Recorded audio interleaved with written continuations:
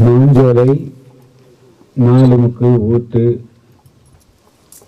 சுண்ணாம்பு டிவிஷன், காக்காட்சி உள்ளிட்ட தேயிலை தோட்டங்களை பணிபுரியக்கூடிய அன்புள்ளம் கொண்ட சகோதரர்களே, சகோதரிகளே, தேயிலை தோட்ட தொழிலாளர்களே, உடன் வருகை புரிந்திருக்கின்ற புதிய தமிழகம் கட்சியினுடைய நிர்வாகிகளே, என் நண்பர்களே, ஊடகவியல் நண்பர்களே, அனைவருக்கும் என்னுடைய முதற்கண் வணக்கம்.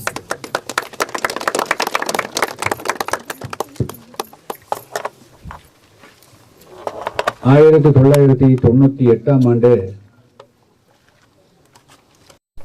ஆண்டு ஆகஸ்ட் மாதம் 20ஆம் தேதி அன்று இங்கு பணிபுரியக்கூடிய பல்லாயிரக்கணக்கான தொழிலாளர்களுக்கு இழைக்கப்படக்கூடிய மனித உரிமை மீறல்கள், அவளுக்கு கிடைக்க வேண்டிய சட்ட ரீதியான உரிமைகள், சம்பள உயர்வு ஆகியன குறித்து குரல் எடுப்பதற்காக முதல் முறையாக நான் 1998 ஆகஸ்ட் மாதம் 20ஆம் தேதி அன்று மாஞ்சோலை வந்தேன். அதற்கு பிறகு பல கட்டங்களாக போராட்டங்கள் நடத்தி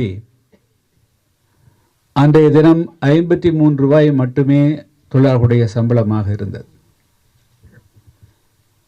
அன்று 150 ரூபாய் சம்பளம் கேட்டபோது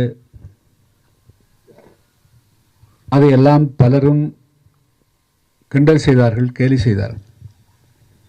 ஆனால் இன்று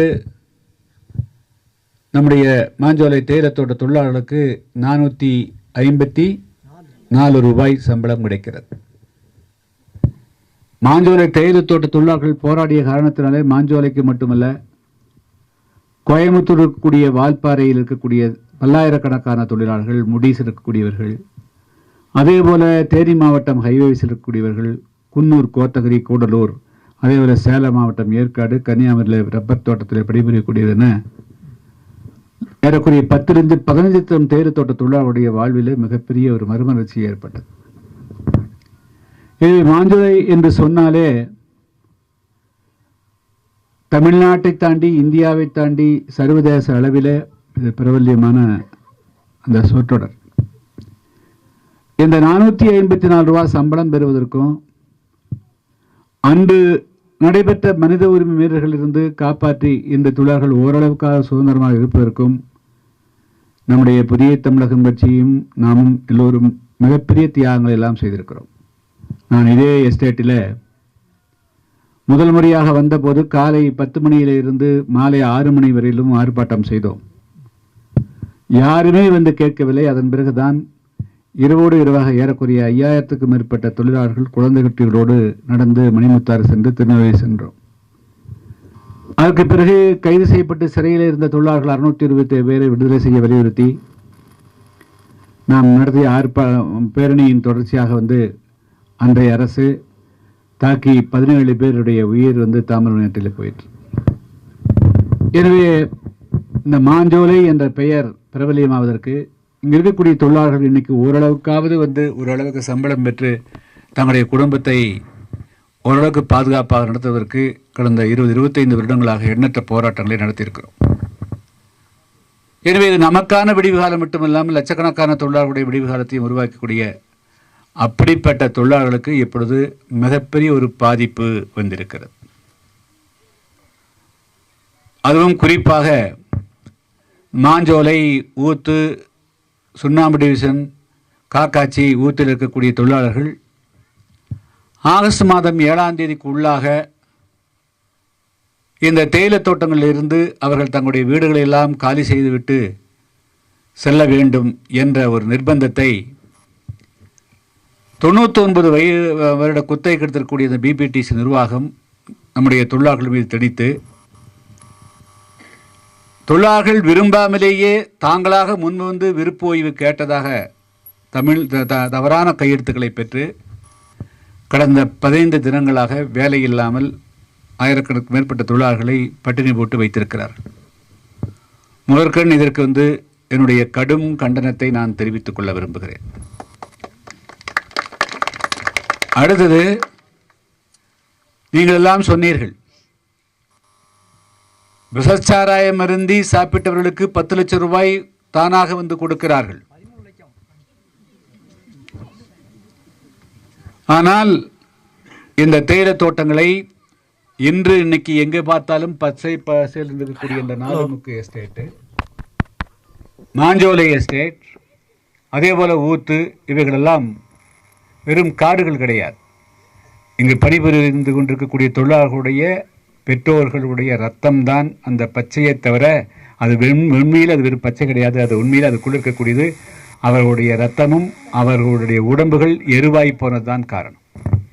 எனவே இப்படியெல்லாம் உருவாக்கிய இந்த தேயிலை தோட்டங்களிலிருந்து திடீரென்று அவர்களுடைய தொழிலாளர்களுடைய விருப்பத்திற்கு மாறாக கட்டாயப்படுத்தி, அதாவது தனிமைப்படுத்தி தொழிலாளர்களை, அதாவது காலை 8 மணிக்குத்தான் வேலைக்கு செல்ல வேண்டும், அதுதான் சட்டப்படி. இது காலை 8லிருந்து மாலை 4 மணி வரையிலும் 8 மணி நேரம் வேலை செய்ய வேண்டும்.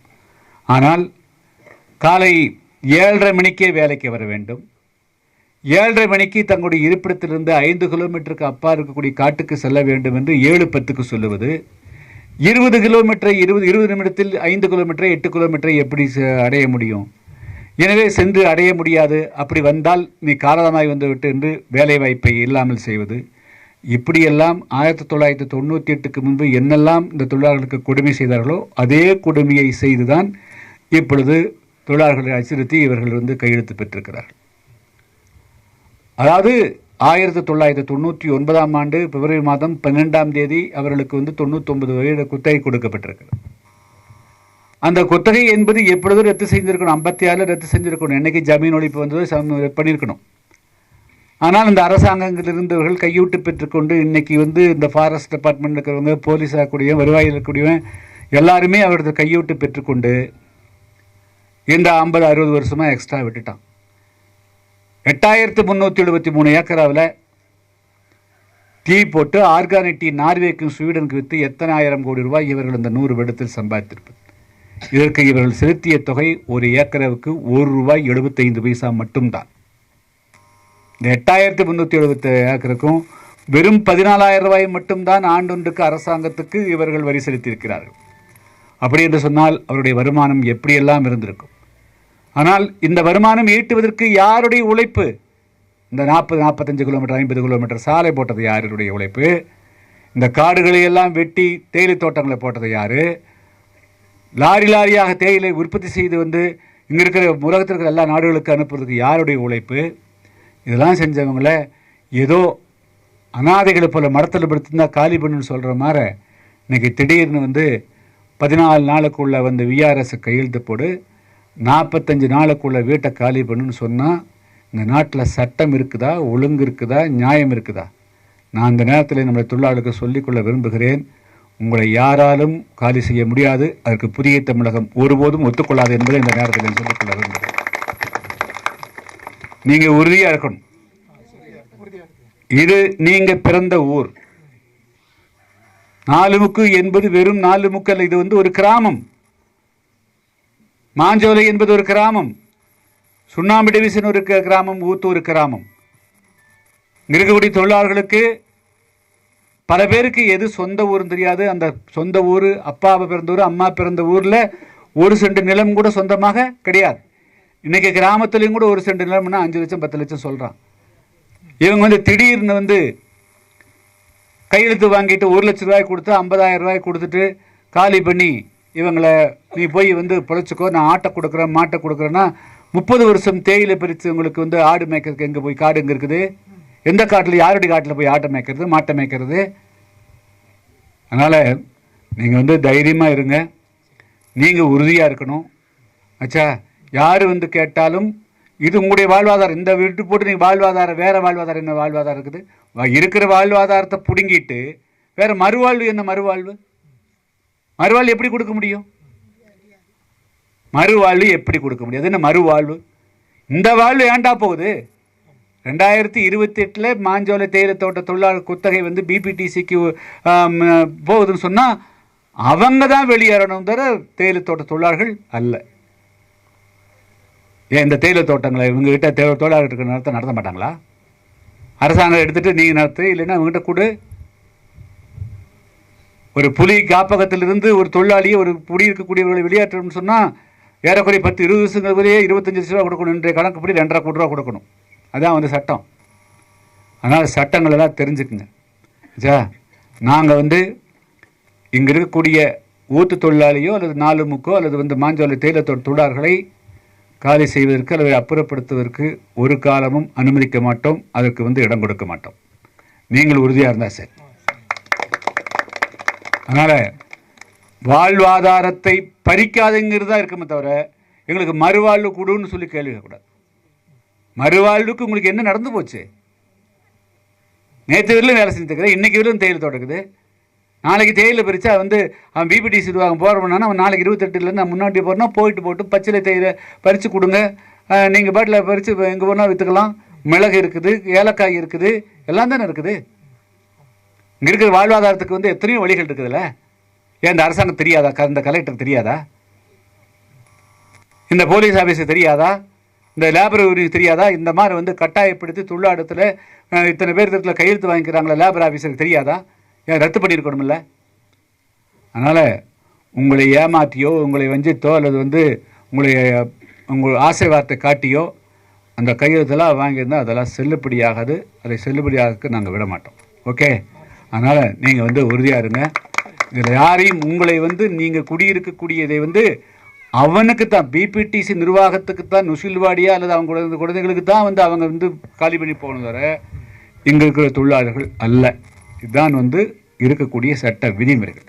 அதனால் இந்த நீங்கள் சொல்கிறீங்களே, நான் வந்து நாங்கள் இந்த ஒரு மாதமாக எங்களால் தூங்க முடியல, இங்கே காலி பண்ணிட்டு போய் நாங்கள் எங்கே போய் பிழைக்கிறது, எங்கே போய் வீட்டு சாமானை வைக்கிறது, இதெல்லாம் வந்து இங்கே இருக்கிற அரசியல்வாதிகளுக்கு புரியாதா? ஓட்டு வாங்கக்கூடிய வேலைக்கு வந்தவர்களுக்கு எம்எல்ஏக்கு புரியாதா? இங்கே இருக்கிற கவுன்சிலர்களுக்கு புரியாதா? ஆட்சி இருக்கக்கூடியவங்களுக்கு புரியாதா? அதெல்லாம் புரியணும்னா புரிய வைக்கணும். புரிய வைக்கணும். அதனால் எல்லோருடைய குரலும் ஒருமித்த குரலாக்கணும். புதிய தமிழகம் 1908 இதைவிட கடுமையான போராட்டங்களெல்லாம் நடத்தித்தான் வந்து லட்சக்கணக்கான தொழிலாளர்களுடைய வாழ்வுரிமையை மீட்டு கொடுத்தோம். அவங்களுக்கு சம்பளத்தை உயர்வு பெற்று கொடுத்தோம். தொழிலாளர்களுக்கு எதிராக இப்போ நீங்கள் சொல்கிறீங்க இல்லையா, இந்த கார்டில் போடுறது, பால் குடிக்கக்கூடிய தாய்மார்களை கூட பால் கொடுக்குறாங்க தடுத்து மார்பகங்கள் வீங்கி எத்தனையோ பேர் இருந்தாங்க. மருத்துவமனைக்கு போக முடியல. கார்டில் வந்து சாப்பாட்டு பொருளையும் கூட ஒரு பாதுகாப்பு வைக்க முடியல, குறைந்து வைக்க முடியல. ஸோ இப்படி எண்ணற்ற கொடுமைகள்லாம் இருந்தது. அதையெல்லாம் எடுத்து போராடினால்தான் இன்றைக்கி அதெல்லாம் அந்த சலுகைகள் வந்திருக்குது. இப்பொழுது வந்து அவர்கள் ஏதோ ஒரு குறுகிய நோக்கத்தோடு உள்நோக்கத்தோடு அவர்கள் செயல்படுகிறார்கள். அதுக்கு புதிய தமிழகம் கட்சி விடாது. நாங்கள் எப்பவுமே வந்து உங்களோட இருப்போங்கிறது மட்டும் நான் தெளிவுபடுத்த விரும்புகிறேன். எனவே உங்களை யாரும் வெளியேற்றுவதற்கு சட்ட ரீதியாக இடமில்லை. அதை முதல்ல புரிஞ்சுக்கும். யார் வந்து கேட்டாலும் சொல், பிபிடிசி குத்தகை முடிஞ்சு போச்சுன்னா பிபிடிசி தான் வெளியே போகணும். நாங்கள் வெளியே போகணும். நான் சொன்ன உதாரணம் சொல்லுங்க. குளத்தில் மீன்பாசி குத்தகை 2-3 வருஷம் முடிஞ்சு போச்சுன்னா அவனை போக சொல்லுங்க. ஆச்சா, ஊருக்காரர் இருக்கிற நாங்கள் மீன் வளர்த்து நாங்கள் பார்த்துக்குறோம். அதே போல் தான் இந்த காடு, அதே போல் தான் இந்த தேயிலை தோட்டங்களை அழிக்கிறதுக்கு விட மாட்டோம். இதை அப்படியே பாதுகாப்போம். புலி வந்தால் புலிக்காட்டுக்குள் இருக்கட்டும், நாங்கள் இந்த காட்டுக்குள் இருக்கிறோம். எப்படி? அதோடு தான் இந்த விட எவ்வளோ கொடி பாம்பு இருந்திருக்கும், எவ்வளோ விசக்கடி இருந்திருக்கும், எவ்வளோ அட்டைப்பூச்சிக்கடி இருந்திருக்கும் 99 வருஷத்துக்கு முன்னே. அன்றைக்கி எப்படி நாங்கள் என்ன வீடு கொடுத்தாங்களா? வெறும் செட்டுக்குள்ளே இருந்து தங்கித்தானே இத்தனை இதெல்லாம் உருவாக்கி இருக்க முடியும். அதுக்கெல்லாம் அது என்ன 4 தலைமுறையாக இருக்கக்கூடியவங்களுக்கு இதுதான் பரிசா? அதனால் எல்லோரும் நம்பிக்கையோடு இருங்க. நிச்சயமாக வந்து உங்களுடைய வாழ்வுரிமை பாதுகாக்கப்படும். வேறு இடத்துல போய் கிடையாது. இதே 4 முக்கில் இதே ஊத்தில் உங்களுடைய உரிமைகள் பாதுகாக்கப்படும். அதற்கு நாங்கள் என்றும் துணையாக இருப்போம் என்பதை மட்டும் சொல்லிக்கொள்ள விரும்புகிறேன். நன்றி, வணக்கம்.